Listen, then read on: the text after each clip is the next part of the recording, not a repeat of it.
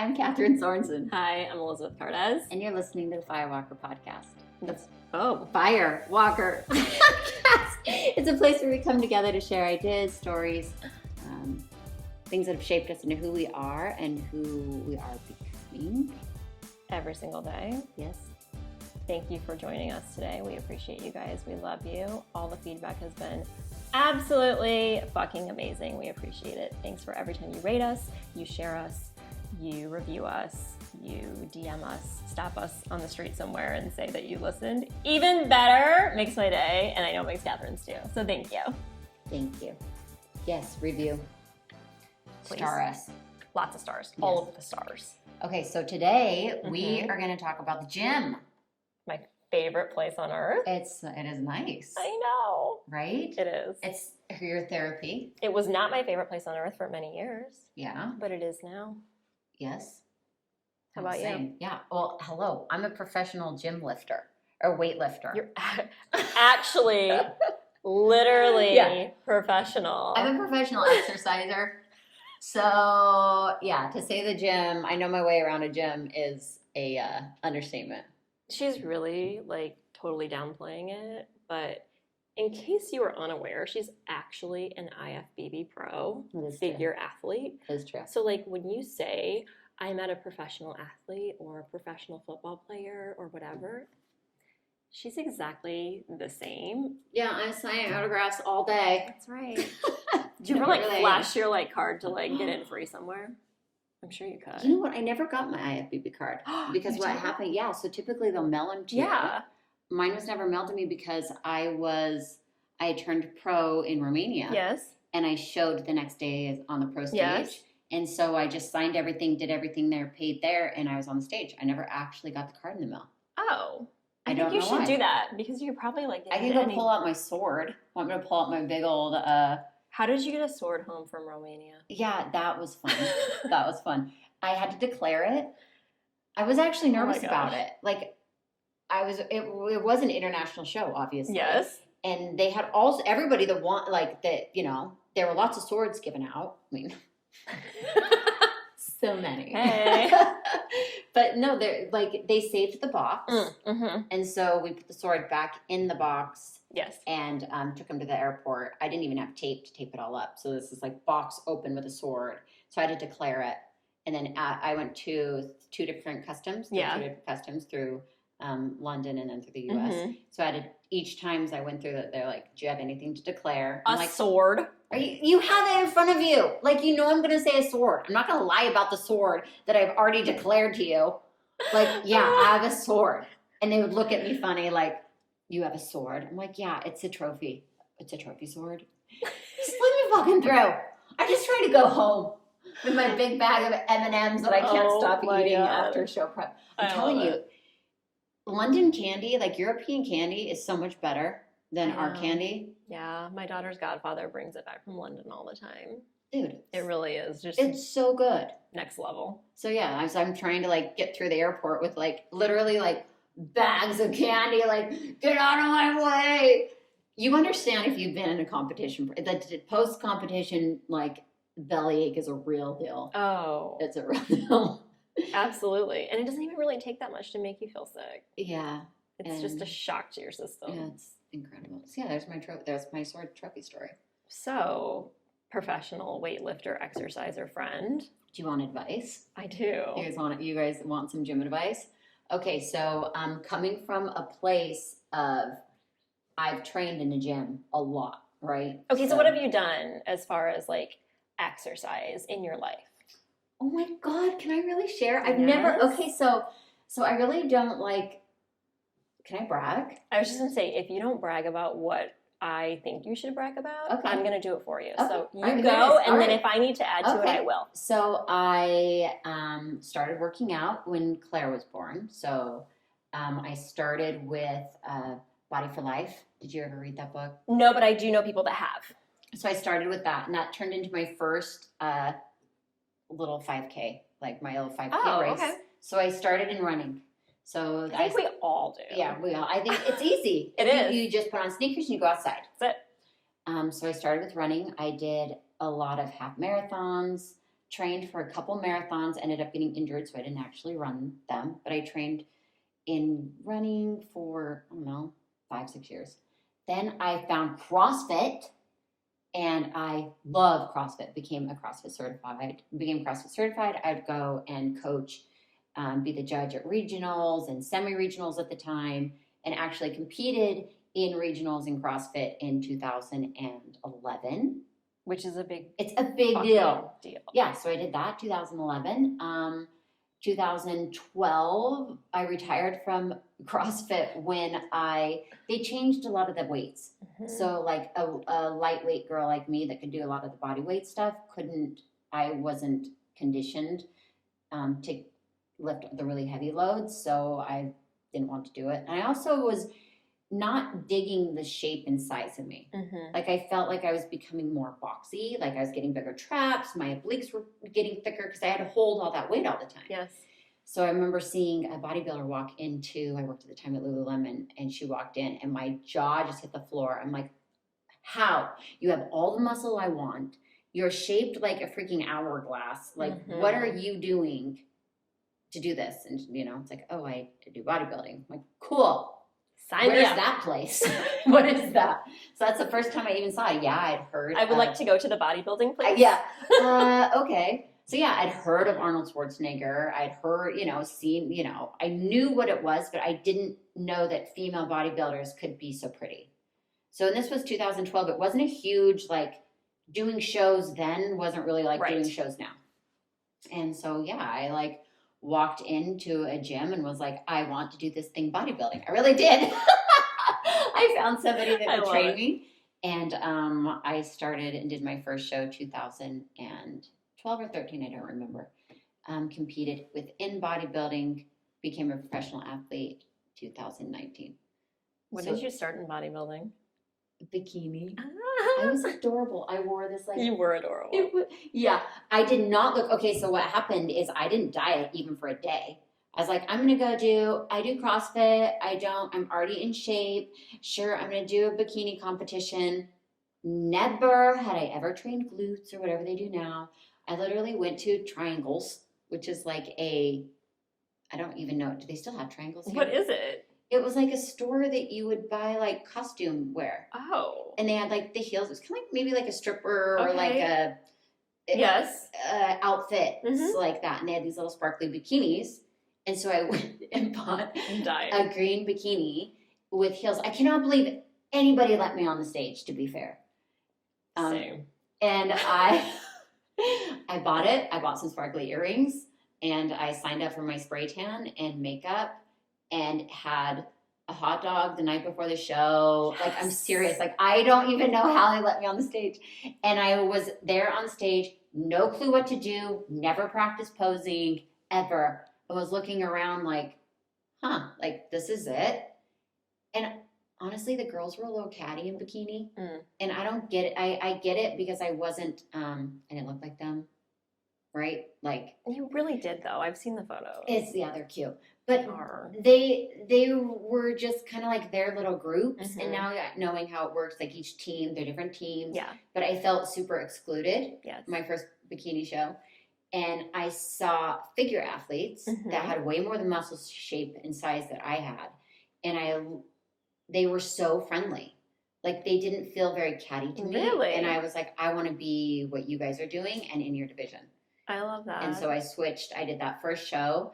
And then took it more seriously and really got on a diet, really got on with coaches that, could coach me in this. That knew what they were doing. Yeah. And I knew I wanted to become a professional right at the beginning because. Did you really? Yeah. Why not? And at the time, so now what a professional figure athlete looks like does not look like a professional athlete at the time that I got into it.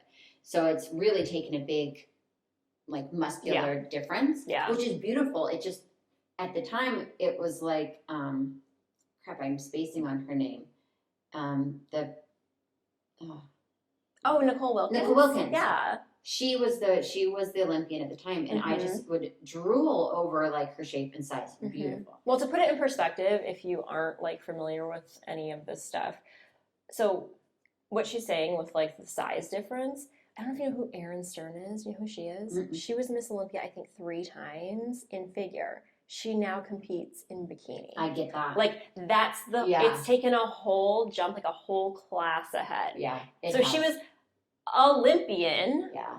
And now she's in that. bikini. I get that. So I would do bikini now to switch over. Like Yeah. if I wouldn't do figure. It's just it's too much for my frame.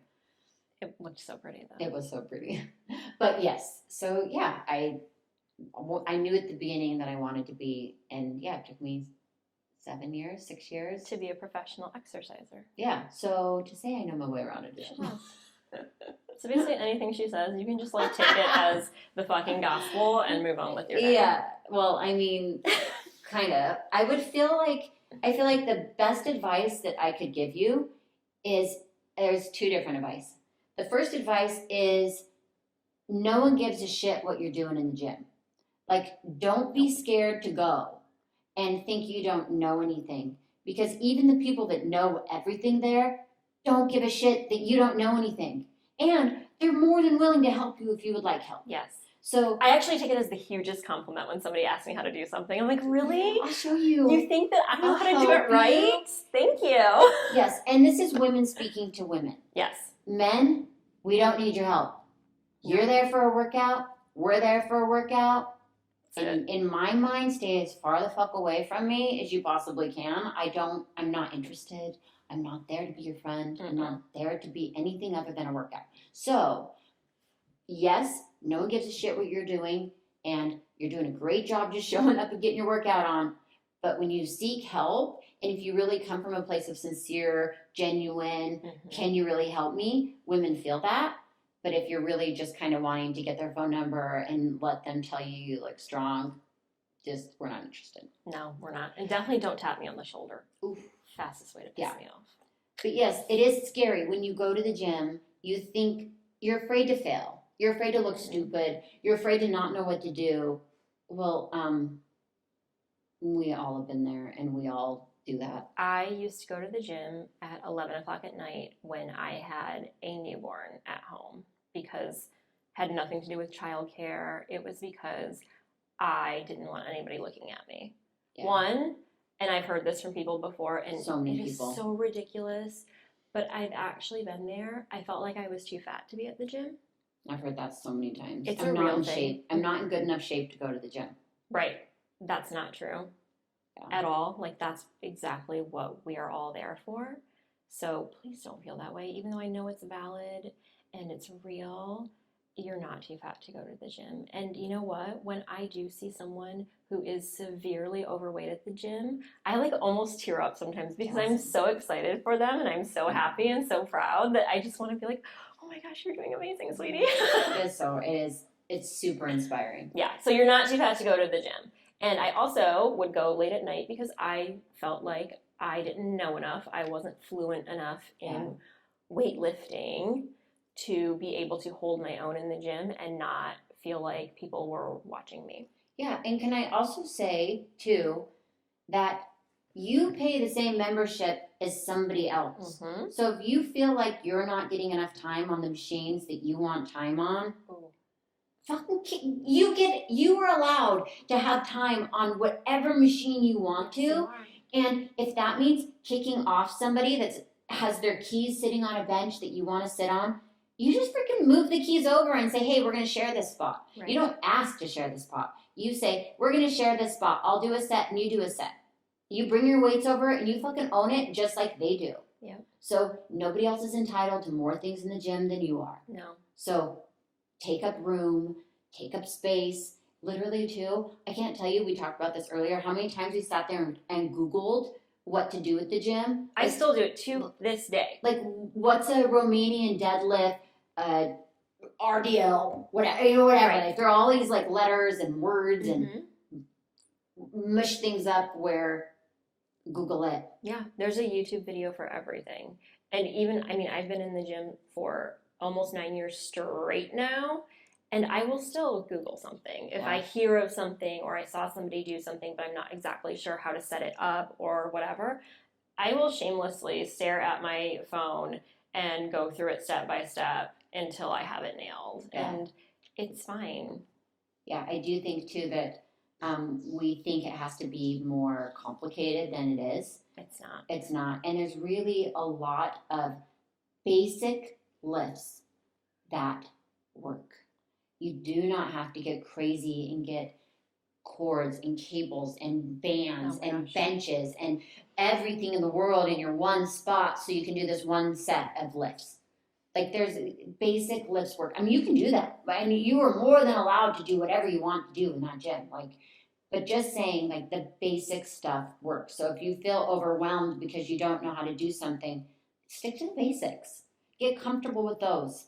You know, there's so many things you can do. I just saw a question the other day on a post, and it was like, if you could only do 2 movements for the rest of your life, what would they be? What would they be for you? If you could only do 2. Like So machines? like, no, What like anything. So like a squat or a deadlift, something like that. If you could only do 2 for the rest of your life, what would you choose? I'd pick posterior chain, so something on the back of my legs, because I feel like my front of my legs get enough. Uh-huh. So I'd probably do probably something like a straight leg deadlift would probably one straight leg deadlift, and some sort of a kickback or something that I could do. Let's say the squat rack, so I can do lift my main glutes, the glutes. And that's it. Yeah. Those would be your 2. What are yours? I would do a deadlift, same thing, because it lights up the whole back of your body, like including your back. Yeah. So you've covered it all in one, and then I would do pull-ups because that covers almost your whole body. Yeah, like so you've hit, and even your abs. Like after I had my gallbladder out and I went to go do a pull-up, I couldn't do more than one because it hurt my abs so bad. Wow. So like you're actually training Your core. Yeah, at the same time. So those would be my 2. That's awesome. But it's simple, and Good question. so like you could literally do those 2 things and be fine. Yeah. That easy. I love that. Also, can we explain the gym really quick? Yes. So when you go into a gym and you're feeling overwhelmed, like I don't know what to do in the gym, gyms are set up where machines are in the same, like all of your chest and shoulders are going to be in one section. And then so maybe a row. And then the next row is going to be all your back machines. So you're going to have pull, which would be your pull-up. Yep. A row, which would be like where you sit on the bench and you row like as if you're rowing, like a boat. So there's pulls, there's rows, there's shoulders where you can do laterals or something anywhere that gets all the shoulders. There's machines where there's all the leg stuff's there. So you have glute stuff, leg stuff. So go into the gym, look around, explore the setups, and pick 2 machines in each section. Start with 2 back exercises, 2 shoulder exercises, and 2 legs exercises, and go home. That's it. That's all. Go home, and then that's going to start feeling more comfortable. Start picking up another. So you start doing those 6 machines. Okay, now expand. So maybe try one of the old ones and one of the new ones. Or maybe at this point you're able to feel more comfortable that you're like, wow, maybe I'll go over to the parts where the dumbbells are, to the section of the gym where it's the man section of the gym. Maybe you become more comfortable on that section. Yeah. I love when people ask me what I'm doing in the boys section. It's my favorite thing ever. Making you like, lifting more weights than you. Yeah. That's what I'm doing here. I think like a good point that came up in conversation with you is you said, be shameless. Yes. Want to expand on that? I think it goes back to like the judging thing. Everyone thinks that everyone's looking at them while they're there because you feel self-conscious. Like maybe I don't know exactly how to do this squat properly. So you feel like all eyes in the gym are on you. I promise you they're not. People are there to look at themselves. They really are. They are flexing in the mirror. They don't even know what's going on around them most of the time. They are not there to watch you. I promise you. And if they are watching you, they're just as nervous as you are. And you're doing something that they probably want to be doing. So if you do feel like eyes are looking at you or you're feeling like it could be because somebody wants to do what you're doing. Like you're being the support or the like what they would want to become. Absolutely. So you're motivating them. You never know. People are not looking at you in disgust or rolling their eyes. If they are looking at you, it's because they're probably inspired by you. It's not going to be in a nasty way, I promise you. So yeah, if you feel like to make you feel comfortable in the gym, you want to write out what you want to do ahead of time and take your notebook with you, take it. Nobody cares. If you want to sit there and look up a YouTube video for every single exercise that you think you want to do it. Yeah. I have no problem pausing, doing it, coming back to it, save a video on Instagram in your like little saved folder and come back to it later and play it and just set your phone down and watch it. Like, it does not matter. No one cares. And actually, if they see you doing it, they're probably going to want to know what you're doing. They're like, oh, what is this? So true. I don't know I want to learn. It's so true. And you were saying too earlier, like, a lot of the new machines have QR codes. Yep. So you can actually scan it and they show you right there, like it pulls up right to the website and shows you what to do. Also, if it doesn't have that, they all have labels on them. And tells you what to do on them. It really does. Yeah, so if you need to sit there and read it, it's fine. Okay. I'll even sometimes just out of curiosity, like even though it's something I've used for 5 years, sometimes I'll just read it just for fun. Like, oh, like, I guess I didn't really think that it engages my abs as well. Cool. Yeah. There are ways too, like if you really are feeling like you're new at this and you really do need help, you can get personal trainers. There's so many personal trainers. There's a lot of apps now. I use Transform app all the time. Mm-hmm. Like I love Transform app. There's so many ways that you don't have to be alone. Have a buddy. I know like everyone's heard this. Everyone's, we're not saying anything new.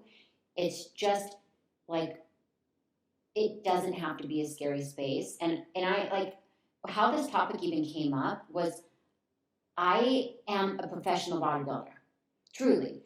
And today I'm nervous to go into the gym. It's been a long time since I've worked out. And for me to feel uncomfortable in a space. You shouldn't say workout. It's been a long time since you've been inside the gym. That's true. I've been writing. But for me to go into the gym, like I'm starting to feel uncomfortable. So literally, if I am feeling like this and I've lifted so many weights for so long, I can only imagine how uncomfortable it is for somebody that this might be their first journey, either back in and to be fair, I was that person that took the first step in the gym. And it's scary. It is. It is scary. It's I'll hard even to still be new. get anxiety after being like on vacation for a week or two. Yeah. I kind of have to psych myself up to walk back in that first time. So if you can just walk in the door, like you've done the hard part. So true. Everything after that is cake. Also celebrate your victory. Yes. Like make these small, like achievable, attainable goals, plan. Even if you just go into the gym to spend 10 minutes walking on the treadmill, that counts. Like celebrate these victories, even though they might not be eating the whole elephant at one time. You're taking bite after bite after bite, and that's what matters. Yeah. When I was finally successful for the first time, like I've worked out probably my whole life since I would say like college is really when I started. It's when I got my first gym membership, but it was very sporadic and I didn't stick with anything. I didn't have a clue what I was doing. But when I finally actually mastered it all, it's because I broke it down piece by piece. I didn't go into it saying, like, I'm going to get my life together today. So today, as of Monday, people love fucking Mondays. Love Monday. As of Monday, I'm going to drink a gallon of water. I'm going to eat exactly what I'm supposed to eat. I'm going to lift weights, and I'm going to do a half an hour of cardio. That's fucking overwhelming. It is very overwhelming. So pick one. And it's easy to fail.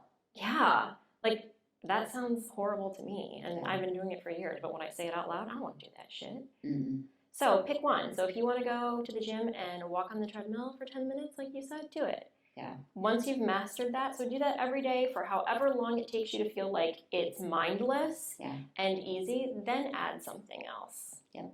You don't have to bite the whole elephant like you said. No, it's not one sitting. No. So make it attainable, achievable. Right. Also, like, moments to be proud of yourself. Like, it sucks to fail at something. Mm-hmm. It really does. And there's a lot of growth and learning in it, but that's if you're willing to look at your growth and what it took to, well, okay, if I failed, was it because I didn't wake up early enough? Was it because I put too much on my plate? Was it because, so if you do feel like this is something that you did, took on too much at a time, cut it back. Yeah, that's fine. I haven't done structured cardio in probably 2 years, but like I could add it at any time and it would be fine. Yeah. Because I'm not trying to attain all of these crazy things at one time. Also, if I could go back in time and do one thing differently, I would take more pictures. Progress pictures and stuff? Yes. Yeah. Like, I don't have an original, like, starting photo, and I wish I did.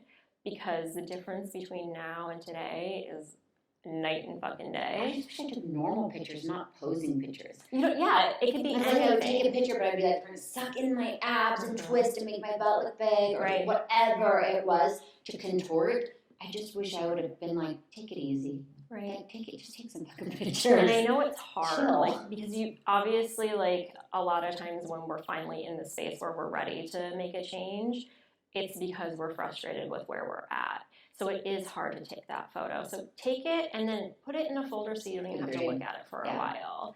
But when you go back, like, we don't see the change in ourselves as much as someone else does. So think about when you haven't seen someone for a couple of years and you're like, oh my God, you look amazing. But we don't realize that. So when you go back and you do look at that first photo or those first few months, years, whatever, you're going to be like, it is the most validating feeling in the world. And you're going to be so happy that you took them. Agreed.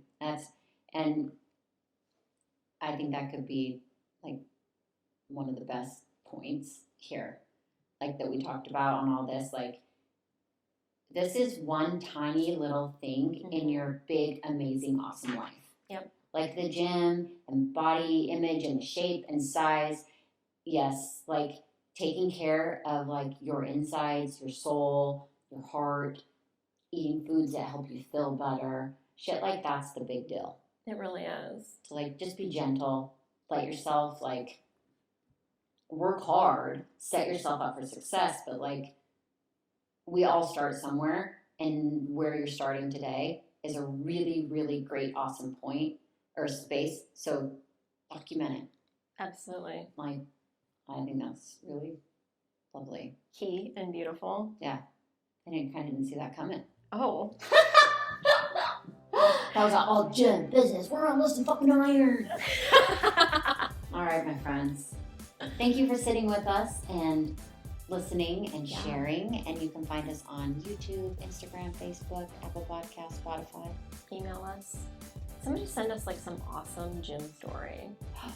And we'll share it. We'll share it anonymously. Yeah. But I love a good like success story. So if you have one, send it to us. Yes. We'll read it. That'd be awesome. firewalkerpodcast@gmail.com. That's us. And we will see you soon. Thank you for joining. Have a great day.